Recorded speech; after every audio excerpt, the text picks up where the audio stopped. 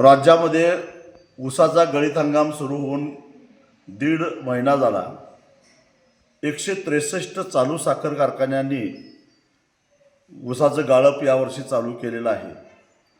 त्यापैकी 129 साखर कारखान्यांनी अर्धवट FRP दिलेली आहे आणि ही थकीत FRP आहे ती 2005 कोटी रुपयाची आहे।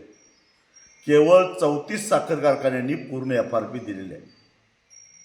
म्हणजे पहिल्या महिन्यातच जर का 2000 कोटी रुपयाची थकबाकी राहणार असेल तर राज्य सरकार काय करायला लागलेलं आहे, साखर आयुक्त काय करायला लागलेला आहे। आणि या साखर कारखान्यांच्यावर ज्या 129 साखर कारखान्यांनी मुंबई उच्च न्यायालयानं एप्रिल 2025 रोजी एक रकमी FRP द्यावा असा आदेश दिलेला असताना सुद्धा न्यायालयाच्या आदेशाचा अवमान करून FRP थकीत ठेवलेले आहे।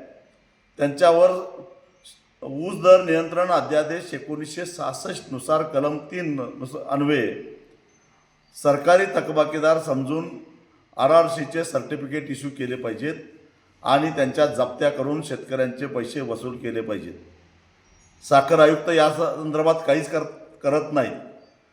याउलट गेल्या वर्षाचीच FRP अजून जवळपास 200 कोटीच्या आसपास शिल्लक आहे, तीही मिळत नाही। FRP थकीत कारखान्यांच्यावर कारवाई होत नाही। राज्य सरकार सुप्रीम कोर्टामध्ये जाऊन मुंबई उच्च न्यायालयाच्या आदेशाला स्थगिती मागण्याचा प्रयत्न करत आहे।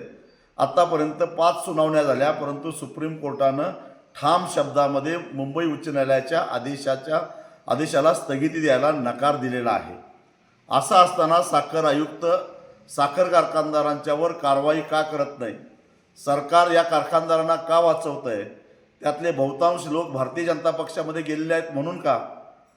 मुख्यमंत्री जेव्हा साखर कारखाने 15 रुपये मुख्यमंत्री द्यायला तयार नव्हते तेव्हा त्यांची काटामारी उघड करण्याची धमकी देत होते। आज राज्यातल्या ऊस उत्पादक शेतकऱ्यांचे 2000 कोटी रुपये या साखर कारखान्यांनी थकीत ठेवलेले आहे।